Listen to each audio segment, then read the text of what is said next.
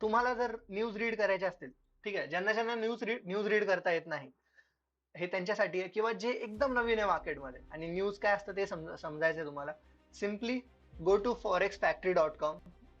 Simple, मी एकदम scrap पासून सांगतो तुम्हाला, शून्यापासून सांगतो, काही स्टफ नाही यामध्ये. Go to forexfactory.com. First calendar वरती क्लिक करा. सिम्पल. आता इथे तुम्ही फिल्टर लावून घ्या एकदा, फक्त तुम्हाला रेड न्यूज दिसू देत. ठीक आहे, फक्त रेड न्यूज. रेड का? कारण की रेड इज ओनली इम्पॉर्टंट. ठीक आहे, बाकीच्या न्यूज आपल्यासाठी इम्पॉर्टंट नाही आहेत. आता कॅलेंडर वरती आपण गेलो, रेडला फिल्टर करून ठेवलं, राईट. जे नवीन आहेत तुम्ही पुन्हा थोडंसं रिवाइंड करा आणि पुन्हा बघा, सोपं एकदम, काहीच अवघड नाही. ठीक आहे, आता आजची डेट आहे 29. मी 29 वरती क्लिक केलं. आता आजच्या दिवशी कुठल्या कुठल्या इम्पॉर्टंट न्यूज आहेत मला इथे दिसत आहेत, मला इथे शो होत आहेत. ठीक आहे, सकाळी 6 वाजता ऑस्ट्रेलियन डॉलरची न्यूज होती, 7:15 वाजता कॅनेडियन डॉलरची न्यूज होती, आता 11:30 वाजता युएस डॉलर मध्ये न्यूज आहे. सिम्पल, एवढा कोणी पण रीड करू शकता. ठीक आहे, तुम्ही नवीन असाल तुम्ही पण हे रीड करू शकता, काहीच प्रॉब्लेम नाही. ठीक आहे, यामध्ये कोणाला काही डाऊट? आता आपण बघूया डेटा कसा रीड करायचा.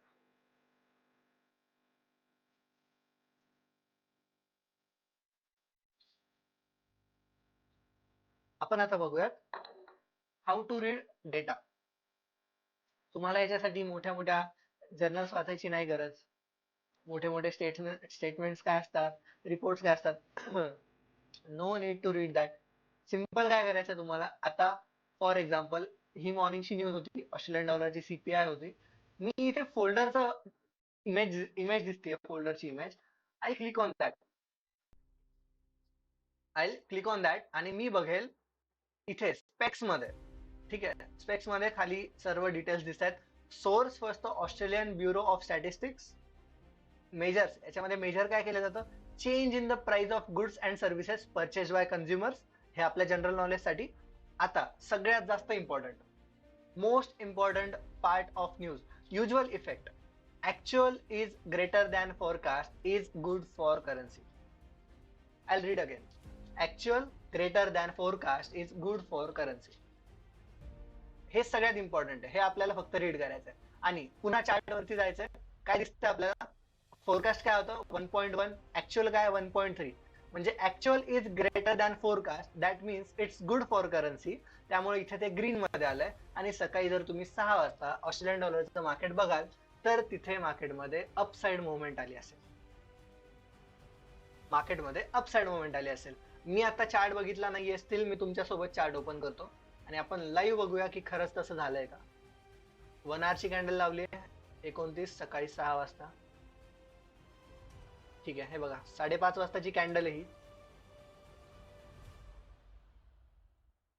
ऑल्ट व्ही केलंय मी तिथे, म्हणजे व्हर्टिकल लाईन तिथे काय म्हणतात ओढली गेली आहे. तुम्ही तिथे बघू शकता. मी चल 5 मिनिटावरती 15 मिनिटावरती दाखवतो. ठीक आहे, ही इथे 5:45ची कॅन्डल, ही 6 वाजताची कॅन्डल. परफेक्ट. 6 वाजताची कॅन्डल तुम्ही बघाल, जो डेटा होता सीपीआयचा तो पॉझिटिव्ह आल्यामुळे इमिजिएट 5 मिनिटांमध्ये ऑस्ट्रेलियन डॉलर मध्ये अराउंड 0.30% मुवमेंट बघायला भेटली. आणि ती मुवमेंट कंटिन्यू झाल्यानंतर मार्केट टोटल 0.5% वर गेलं. तिथून 0.5% वर गेलं. पुन्हा मार्केटनी एक पुलबॅक घेतला आणि ऑलमोस्ट ज्या लेवलला सकाळी गेलं होतं तिथेच ऑस्ट्रेलियन डॉलर सध्या फिरत आहे. सिम्पल. याच्यामध्ये काय केलं आपण, फॉरेक्स फॅक्टरी ओपन केली. काही गरज नाहीये. तुम्ही कन्फ्युज होत असाल की सर आम्ही तर बघितलं होतं की अशा प्रेस कॉन्फरन्स होतात, मग हा डेटा असतो तो डेटा असतो. काहीच वाचायची गरज नाही. Simply go to forexfactory.com. ठीक आहे, फिल्टर लावून घ्या फक्त इम्पॉर्टंट न्यूजचं. कचरा डोळ्यासमोरून काढून टाकायचा. ऑलरेडी मी तुम्हाला सांगितलंय, चार्ट पण तुमचे जेवढे क्लीन ठेवता येईल तेवढे क्लीन ठेवायचे ट्राय करा. ठीक आहे, चार्ट पण क्लीन ठेवायचे ट्राय करा. ज्या न्यूज वरती तुम्हाला बघायचंय, जी न्यूज बघायची तुम्हाला, त्या न्यूज वरती फक्त क्लिक करा. आता आपली खूप इम्पॉर्टंट न्यूज येणार आहे, एफओएमसी ची. 8 मिनिटानंतर बरोबर मी तिथे क्लिक करतो फोल्डर वरती. आता आपण जशी रिसेंटली न्यूज रीड केली होती, आपण ही पुन्हा रीड करू. सोर्स काय ह्या न्यूजचा, फेडरल रिझर्व्ह. ठीक आहे, सोर्स काय फेडरल रिझर्व्ह.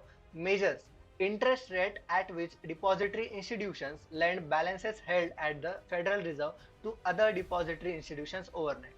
हे आपल्या जनरल नॉलेजसाठी. ठीक आहे, मी पण तुम्हाला एक्सप्लेन नाही करत, तुम्ही पण मला एक्सप्लेन नाही करत. सध्या कन्फ्युज व्हायची गरज नाही. आपल्यासाठी इम्पॉर्टंट काय? Usual effect.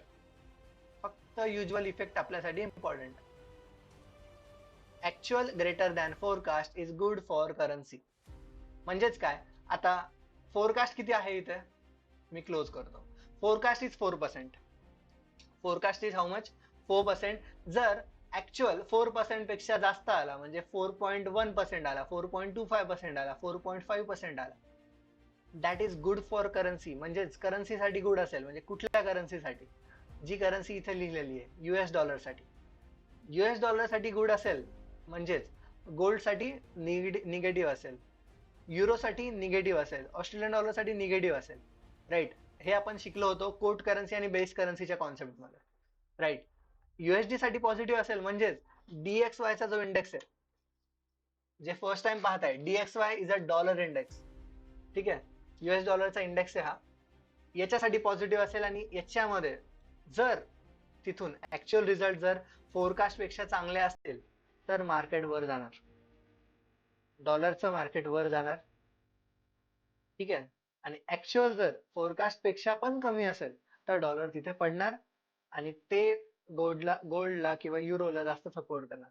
गोल्ड पेक्षा जास्त युरो आणि बाकी करन्सीज ना, GBP USD वगैरे सपोर्ट करणार. बिकॉज गोल्ड आजकाल कोणाचं ऐकत नाही, कोणाच्याच हातात नाही. ठीक आहे, गोल्ड खूप जास्त मॅनिपुलेट होतंय, मोठे मोठे इन्स्टिट्यूशन ट्रेड करतात आणि आपल्यासारख्या रिटेलर्स तिथे फक्त लॉसेस करतात. ठीक आहे,